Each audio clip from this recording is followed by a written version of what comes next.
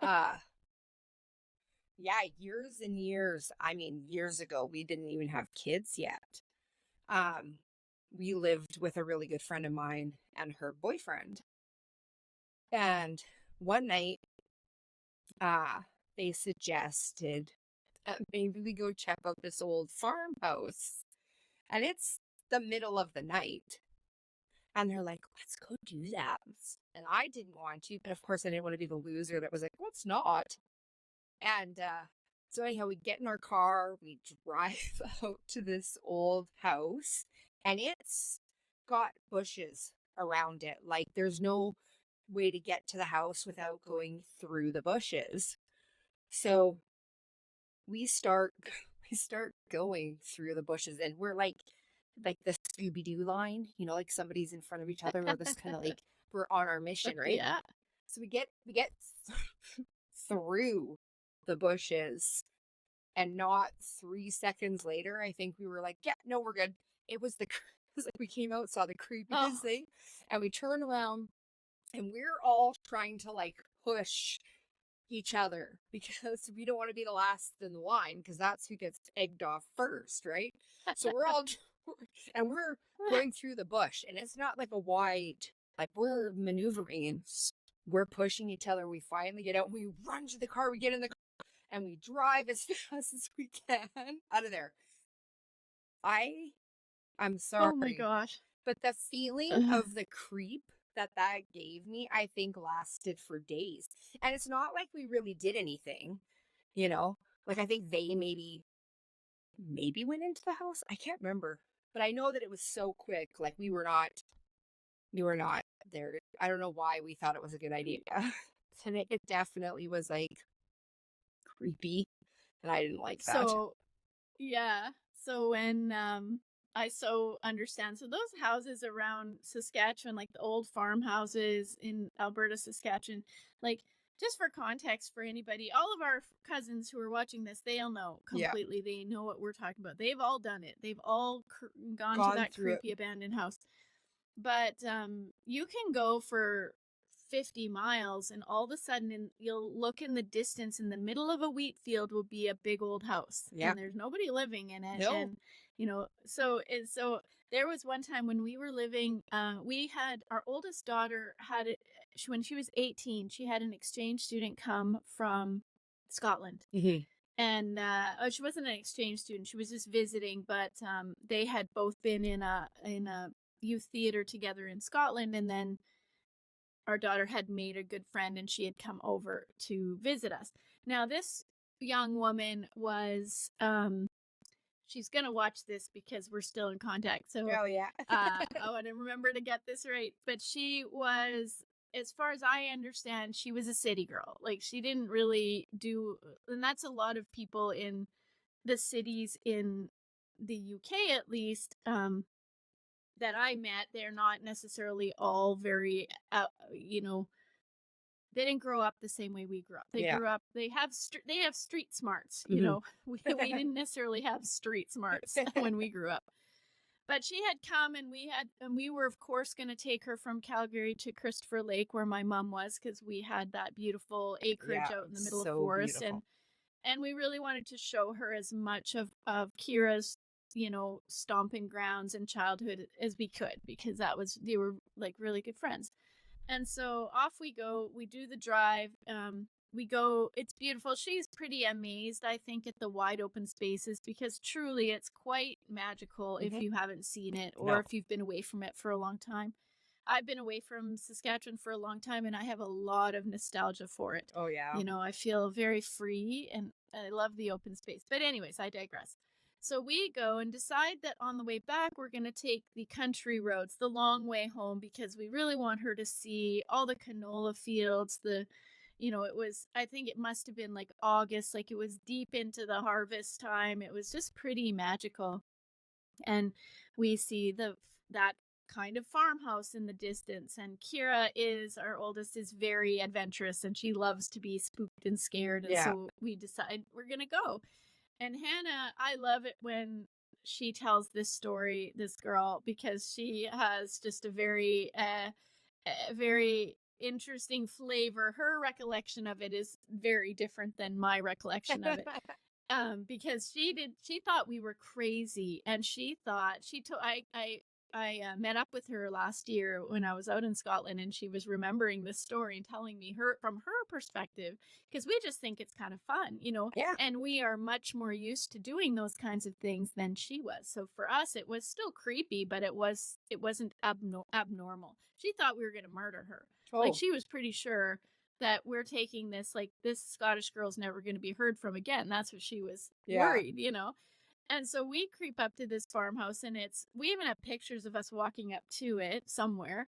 And we get to this house, and there is bushes around the house itself, right? Kind of because it's overgrown, right? Mm-hmm. And we get close, and we're hearing something as we're getting a little closer, and we're like, okay. All of a sudden, from the shade of one of the bushes beside the house, a giant stag stands up. Oh, wow. It was like laying in the cool part Yeah. of this yard, right? And it was beautiful, and but this young woman, like, she'd never seen anything like that, because it's just not the same Yeah. in Scotland, right? And so this already is now, she's like, what is going on? So we get closer to the house, and we're looking in broken windows, open doors. There is like junk all over the floor in the house. There's hole in the floor in the house. And so I did say they couldn't go in, because I was worried that the floor would collapse, right? Yeah. And I'm not taking Well, chances with nobody someone wants else's that. kid, that's for sure. Yeah, of course. So we just like went around and looked in the broken like windows, but there was like broken old dolls on the floor and stuff like that. And I actually, both my daughter and I've said, well, we wish we would have at least, gone in a little bit to take something, or to see a little closer something, until we started hearing something in the house. Yeah, no. And it Nope. was probably just like a raccoon or something, but it sounded big enough to be like a bear or something. Yeah. It probably would not have been a bear where it was, but that was enough for us to be like, yeah, okay, we're done. We're out of here. We got to go. Yeah. And it's like the perfect time of day too, because the sun is just starting to set. If you stay too long, it's gonna be dark, and Yeah. then my imagination starts to go, and I'm Right? like, yeah, I think let's get back to our little minivan and get on our Yeah. way to the closest McDonald's, right? Right. Some sort of normal. I know. I don't like that. Like, this isn't so much like, this story isn't so much like paranormal or like, I don't know, maybe it was. But it sure speaks a lot about your mind playing tricks on you. Rob and I had just started dating, and his mom lived out in the country, and she had a beautiful little tiny acreage, but the yard was completely lined with trees. And we decided to go up to her place to visit. And both his brothers were there. So it was like the rooms in the trailer were taken up. So she decides to pull out the tent trailer, and we're going to sleep in it. So it's the middle of the night, and we go get ready for bed, and we crawl into bed, and we're laying there, and I'm snuggled into the middle, because I don't like tent trailers, because they're not secure, okay? Like, anybody can get in. But we're laying there, and all of a sudden we hear this, like, across the back of the canvas. And I said to Rob, I'm like, was that you? And he's like, no, I was going to ask if that was you. And I was like, don't be playing around here. Okay? Because like, This is not the this time. is not the time. Like, it's either a murderer or a murderer. Okay? So like, we're not doing this. And we totally started creeping ourselves out. And so we were like, okay, let's hurry up and just run back in, and we'll just sleep on the couch. And I was like, okay, that's fine. So we run back we get in there, and his mom has this huge window. And when you look out it's just black, like you can't see anything. So anyhow, we got ready to just sleep on the couch. Well, I couldn't sleep all night, because I was like, the murderer is outside staring in at me and is waiting for me to fall asleep. And so I slid in between the couch and the coffee table, and that's Oh where my I goodness. slept. I didn't sleep, because I was like, oh my gosh, maybe Rob's the murderer. And then I was like, I could hear his brother's watch going off, and I was like, You I fell right think into he's his dead. trap. Nobody knows. I'm the only one. I was so creeped out. It was ridiculous. But that's just your mind, like, getting all nuts on you. I know. But we can be set up to believe that stuff. So back to before we moved to Ontario, we did a road trip with our good friends, and this is when one of our kids was just a baby, so we took him with us, and we did a road trip with two of our good friends from Saskatchewan to Ontario, and her mom coincidentally lived in the same town that this other house that we saw was in. But Oh, yeah. years later is when we went to that house. But we were staying at her house, and it's a big old beautiful house in this very old town in Ontario. And we hadn't really ever, because most things that we'd ever lived in are modern or modern old, Yeah. right? So not like a house that's 100 years old. No. And like a big kind of, and her house was old, and again, it was that big heavy wood. It was, beautifully decorated but very old. The mirrors are kind of warped, and you know. And we're sitting in the dining room, and I don't know who says this, I don't see anything, but somebody says something, and the mom says, yeah, that's the little girl who lives here.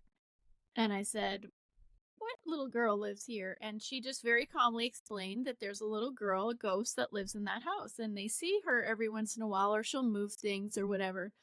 Well, I'm not emotionally prepared for any of this at all. And so I already jumped at my shadow for most of my life, right? It's been taking a lot of therapy and mental work to get past some of that. Yes. At this point, I had not started any of that, and I have a new baby, and I'm just like, everybody else is acting like this is normal, and I'm like, this is not normal. No, it is My not. granny says this is demonic, and I should probably go get a hotel, but I'm too poor for that, so I have to stay.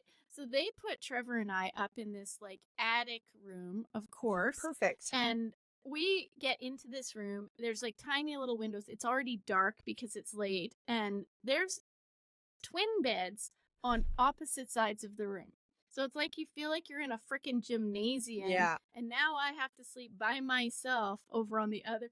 So we go to bed. It's pitch dark in there. It's pitch dark. And there's no way I'm leaving the door open a crack or something just to get light. I'm not getting out of, like, there is no way on God's green earth I'm even going to the bathroom in that house in the middle of the night. Like, I will wet the bed. Exactly. Like, doesn't matter.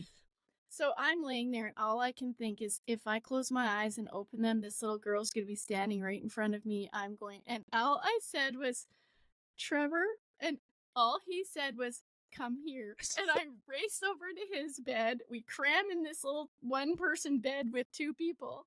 I don't know if he was doing that for my sake or for his, but either way. It was so his. So terrifying. He was like, I need you. So he was like, I'll protect you. Yeah. But really, I'm shitting my pants. I'm so scared. Totally. Oh my gosh. Yeah. It's weird. Yeah. It's weird how, like, your mind, like, it was kind of like I was watching this TikTok of a lady who was like washing her face, right? And she's like trying to hurry up as fast as she can because she's got soap on her eyes, because she knows as soon as she opens it, there's somebody going to be there. And it's like, you do that even in the shower or whatever. You're showering, you get soap in your eye, and you're like, holy there's somebody in here, they're staring at me, I can't, like, why is that a thing? Yeah. I think because when you're kids and your imagination runs away with you, and you live in almost like a family culture where things just don't get talked about. Yeah. Because there was just like these black and white rules, and then your mind was left to make meaning of all the rest of it in whatever way it could. But there was no talking about, you don't have to worry about these things. You don't have to be afraid. You are protected. Like, whatever the language is that could help a young kid not, have an imagination that runs away with them. Those things were really not said. No, in fact, they weren't. I know in very specific circumstances, adults around us would go above and beyond to make sure we were afraid, right? Absolutely. Just to freak us out, jump scares, whatever. Yeah. And again, on another episode, we talked about, my mom playing horror movies for all the older cousins, and I would be freaking out in my bedroom because I'd be so scared, because Yeah. all you hear is the music, and you're making up your own mind about what's happening. Yeah. I know. But yeah, but as an adult, I was so terrified of even looking in a mirror at night, what would be looking back at me. And I had to literally train myself to not do that anymore. And it was very intentional. I stopped. It took time, but I really learned to not be afraid and not let my imagination get the better of me. Because that was debilitating for me for a long time. Sometimes, most of the time I'm fine, but I find that, just in certain situations, it's like I can really switch it on. And then, all of a sudden you're like, oh my goodness, what did I just do? I'm so terrified, And it's not I a fun cannot feeling. afford to switch it on. No, because it's immobilizing for me. I could spiral pretty fast if I let myself go there. I know it's strange. It's strange how something I think just so simple. It starts off simple. It can just your mind can just run away with it. Totally. Yeah. Do you have any more stories? I have something I want to read and share, but I don't want to do it till the end. So a lot of my stories really do pertain to the retirement home because I spent so much time there alone in the dark because I would turn the lights off because I live in a small town, but I felt when I was working alone at night that every murderer and robber was panning the building, trying to get me because I was alone. And I would turn the lights out only to give myself an advantage, but it really did maybe bring some of that, creepiness out because there were often times I could see out of the corner of my eye, somebody move and there was nobody down there. And then I would stare for a really long time, stop doing that because you're scaring me and I'm by myself, right? But a lot of it, I felt that it wasn't my mind playing tricks on me. There was literally stuff happening, I could hear people jingling the cutlery and I'd come out and nobody would be there. Or I would hear, so we have a juice machine and it would click on at night. But there were times when I would walk by it and it would all of a sudden go just out of the blue. And I would be like, oh my gosh. Right? Nobody likes that. And I'd be like, what do I do? I don't want to move. I don't want to go anywhere. Somebody's, doing that. Or every time I would go into the bathroom, the air freshener would go shh, and it would never do it. It's not a motion one. It's on a time. But it would seem like every time they go just to scare me, that place was probably the creepiest place I've ever worked. Yeah. And it wasn't even it's that old. It's only 20 years old. It's not like it's some ancient building. But it's... Yeah, I worked in a retirement community home as well, but I don't remember. I think either things like that just didn't happen to me or I didn't notice them. Maybe I had such blinders on for all the reasons, that I just... But, oh, yes, I didn't have anything like that really happen, but, I think it's...